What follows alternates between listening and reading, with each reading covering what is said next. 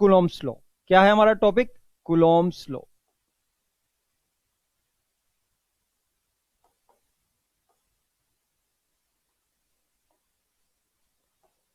इस कूलोम्ब्स लॉ को हम स्थिर वैद्युतिकी नियम भी बोलते हैं या इलेक्ट्रोस्टैटिक लॉ भी बोलते हैं। देखिए क्या होता है कूलोम्ब्स लॉ, हमने आवेश के बारे में बात की हुई है, आवेश के बारे में हम जानते हैं आवेश क्या होता है। जब भी किसी वस्तु पर आवेश होता है तो वो आकर्षण या प्रतिकर्षण दोनों में से कोई एक बल अनुभव करता है। तो उसी से रिलेटेड बात करेंगे हम कि आपने दो आवेश लिए, ये बिंदु आवेश है और स्थिर अवस्था में Q1 और Q2, इनको हमने स्थिर अवस्था में रखा हुआ है और ये क्या है? बिंदु आवेश है जो कि एक दूसरे से r दूरी पे रखे हुए हैं।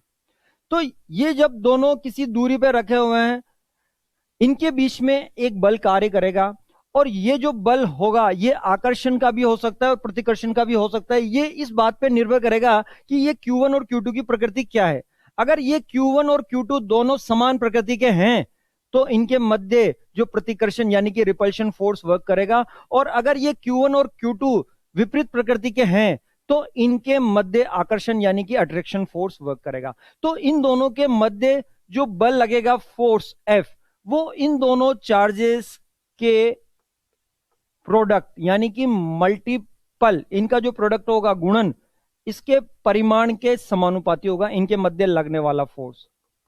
और इनके बीच की जो दूरी है उसकी डिस्टेंस के स्क्वायर के इनवर्स फॉर्म में होगा, यानी कि आपके व्युत्क्रम वर्ग के नियम के अनुसार होगा। इन दोनों को हम कंबाइन फॉर्म में लिखते हैं तो यह आता है F is proportional Q1 Q2 का परिमाण और अपॉन आर स्क्वायर। इसको इक्विलिटी में चेंज करते हैं तो एक कांस्टेंट आता है स्मॉल के Q1 Q2 upon R square. यही आपका कूलोम्ब फोर्स या स्थिर वैद्युतिकी फोर्स कहलाता है, आपका स्थिर वैद्युतिकी बल कहलाता है। यहां पर जो K है स्मॉल के, इसको हम कूलोम्ब्स कांस्टेंट यानी कि कूलोम्ब्स नियतांक या स्थिर वैद्युतिकी नियतांक भी बोलते हैं, जिसकी न्यूमेरिकल वैल्यू होती है 9 मल्टीप्लाई बाय 10⁹ और इकाई यहां से निकालें तो ये इसकी इकाई हो जाती है K की newton metre square upon coulomb square. ठीक है, तो ये K की वैल्यू होती है 9 इंटू 10⁹ SI पद्धति में, ये जो है SI पद्धति में होती है। इस K की जो वैल्यू है इसको हम 1/4 पाई एप्सिलॉन नॉट भी लिखते हैं, जहां पर एप्सिलॉन नॉट, एप्सिलॉन 0 ये भी एक नियतांक है जिसे हम बोलते हैं परमिटिविटी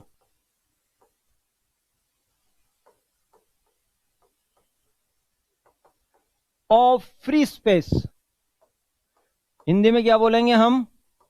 निर्वात की विद्युतशीलता, इसको बोलते हैं हम निर्वात की विद्युतशीलता। तो देखिए ये जो एप्सिलॉन नॉट है, एप्सिलॉन 0 है, ये एक नियतांक है तो इसका मान भी होगा। तो इसका SI पद्धति में मान होता है जो हमें याद रखना 8.85 इंटू 10⁻⁻12। अच्छा, इसकी जो SI पद्धति में इकाई होगी वो इसकी उल्टी हो जाती है, जो आपके कूलोम्ब कांस्टेंट है इसकी उल्टी हो जाएगी, तो ये coulomb square upon newton metre square, ये इसकी इकाई हो जाएगी। तो ये जो है K का मान SI पद्धति में ये वैल्यू होगी और इसकी SI पद्धति में ये वैल्यू होगी। अगर मैं CGS पद्धति में बात करूं, CGS यूनिट, CGS पद्धति में बात करें तो K की जो न्यूमेरिकल वैल्यू होती है 1 होती है और जो इसकी इकाई हो जाएगी वो हो जाएगी डायन centimetre square upon state coulomb का स्क्वायर। तो ये याद रखना, ये वाली वैल्यू स्मॉल k की वैल्यू CGS पद्धति में जो आपका कूलम्ब कांस्टेंट है उसकी वैल्यू 1 होती है और SI पद्धति में ये होती है। अब देखिए इस SI पद्धति में अगर इसकी वैल्यू हम यहां पर पुट करते हैं तो ये F equals to 1 upon K की value 1/4 pi epsilon naught Q1 Q2 upon R square, ये रिलेशन हो जाता है। तो ये रिलेशन कब एप्लीकेबल है, इसको समझ लीजिए कि भाई जब दो बिंदु आवेश, जो बिंदु चार्ज है, पॉइंट चार्ज है, वो निर्वात में r दूरी पर रखे हों, तो उनके मध्य लगने वाला जो बल है, इन दोनों आवेशों के प्रोडक्ट यानी कि गुणनफल के परिमाण के समानुपाती होगा और दूरी के वर्ग के व्युत्क्रमानुपाती होगा। तो ये वाला तो हो गया आपके निर्वात में या वैक्यूम में बल लगने वाला दो आवेशों के मध्य। तो ये रिलेशन आपको याद रखना, न्यूमेरिकल्स में ये काम में आएगा। और ये वाली वैल्यू जो के की है, ये वाली वैल्यू याद रखनी है। सीजीएस पद्धति में जब भी डेटा दिए होंगे आपको, तो स्मॉल के की वैल्यू 1 लेनी, ये भी याद रखना। अब देखिए, यदि आवेशों को किसी माध्यम में रखें, यदि आवेशों को किसी माध्यम में रखें, यानी कि चार्ज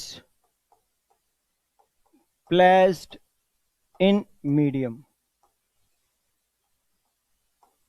आवेश किसी माध्यम में रखें। यह माध्यम आपका जल भी हो सकता है, आपके केरोसिन भी हो सकता है, कोई भी माध्यम हो सकता है, निर्वात को छोड़ के, हवा को छोड़ के कोई भी माध्यम हो सकता है। तो यदि आवेशों को किसी माध्यम में रखेंगे, तो जो वहां पर फोर्स लगेगा एफ मीडियम, वो क्या हो जाएगा आपका 1 अपॉन के की जो वैल्यू होगी, स्मॉल के की वैल्यू, वो 1 अपॉन 4 पाई एप्सिलॉन हो जाएगी।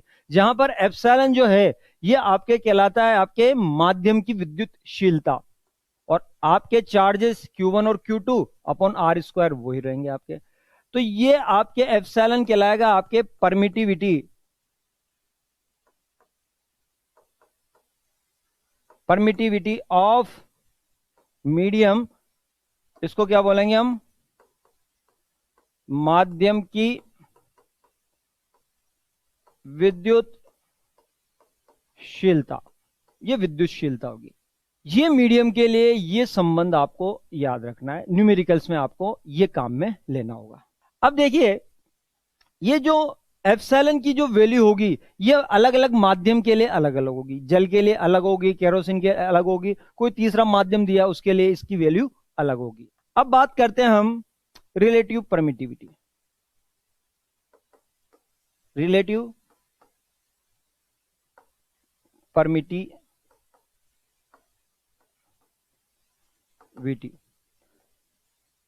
यानी कि आपेक्षिक विद्युतशीलता, आपेक्षिक विद्युतशीलता क्या होता है? देखो, इसको एप्सिलॉन आर या कैपिटल के से दोनों से निरूपित किया जा सकता है। मैं यहां पर एप्सिलॉन आर लूंगा। तो ये जो रिलेटिव परमिटिविटी होती है एप्सिलॉन आर, ये होती है आपकी माध्यम की विद्युतशीलता अपॉन निर्वात की विद्युतशीलता का अनुपात। तो ये यहां से एप्सिलॉन यानी कि माध्यम की विद्युतशीलता का मान जो आएगा, वो आएगा epsilon naught multiply by epsilon R. तो ये epsilon naught multiply by epsilon R, ये वैल्यू आएगी। अब ये वैल्यू आप जो है उठा के इसमें रखेंगे, तो एफ मीडियम इक्वल्स टू क्या हो जाएगा, 1 upon 4 pi epsilon naught multiply by epsilon R, और ये Q1 Q2 का परिमाण अपॉन आर स्क्वायर। अब देखिए, ये जो एफ मीडियम है, इसकी वैल्यू किसके इक्वल होगी? तो आप देख रहे हैं ये वाला जो भाग है, ये अंदर जो मैंने डेट के अंदर जो लिया है, ये तो आपके निर्वात में दो आवेशों के मध्य लगने वाले बल को निरूपित कर रहा है। तो एफ ये वैक्यूम हो गया निर्वात में, अपॉन एप्सिलॉन आर हो गया। अर्थात अगर कोई दो आवेश किसी दूरी पे रखे हैं, तो जो निर्वात में बल लग रहा है, अगर उन आवेशों को किसी माध्यम में रखेंगे, तो आपका जो बल का मान होगा वो एप्सिलॉन आर गुना कम हो जाएगा। अब एप्सिलॉन आर का मान जो होगा वो अलग अलग माध्यम के लिए अलग अलग है। तो मैं यहां पर बात करूं वाटर के लिए, जल के लिए, तो फॉर वाटर एप्सिलॉन आर जो होता है वो होता है 81। ठीक है। चालक यानी कि कंडक्टर, चालक के लिए एप्सिलॉन आर का मान होता है अनंत होता है। तो अगर मैंने कोई दो आवेश निर्वात में रखे हुए हैं, तो वहां बल लग रहा है, ये सपोज करो दो आवेश Q1 और Q2 R दूरी पर निर्वात में रखा हुआ है, तो F वैक्यूम जो बल लग रहा है वो अभी F लग रहा है।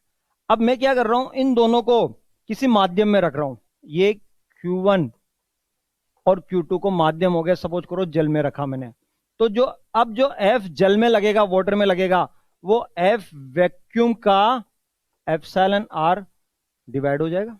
तो यहां पर F माध्यम कौन है, जल, और वैक्यूम में कितना लग रहा है F, और जल का एप्सिलॉन R कितना हो गया 81। तो यहां पर क्या होगा, अब जो बल लगेगा वो 81 गुना कम लगेगा। तो बात समझ में आई।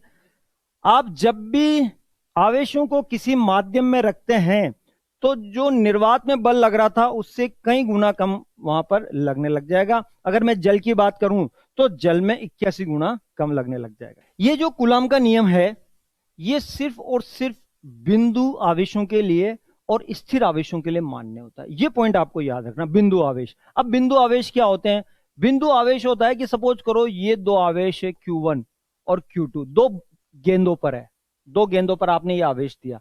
अब इनके मध्य की दूरी है R। अब इन गेंदों का जो आकार है इनके मध्य की दूरी के सापेक्ष नगण्य है, यानी कि ये गेंदे इस R के सापेक्ष बहुत छोटी है, तो ये कहलाएगा आपका बिंदु आवेश कहलाएगा। तो ये Q1 और Q2 बिंदु आवेश है, तो यहां एप्लीकेबल हो जाएगा। तो ये बिंदु आवेशों के मध्य जो लगेगा K small k Q1 Q2 upon R square, पहली चीज तो ये। अगर ये यहां पर बिंदु आपके द्रव्यमान नहीं है, बिंदु आवेश नहीं है, तो ये आपके कूलॉम का नियम यहां पर एप्लीकेबल नहीं हो पाएगा।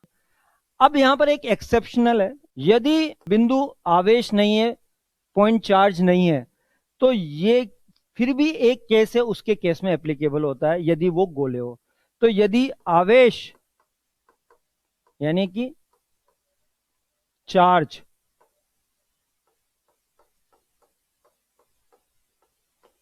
गोलों पर है, तो ये दो गोले हैं,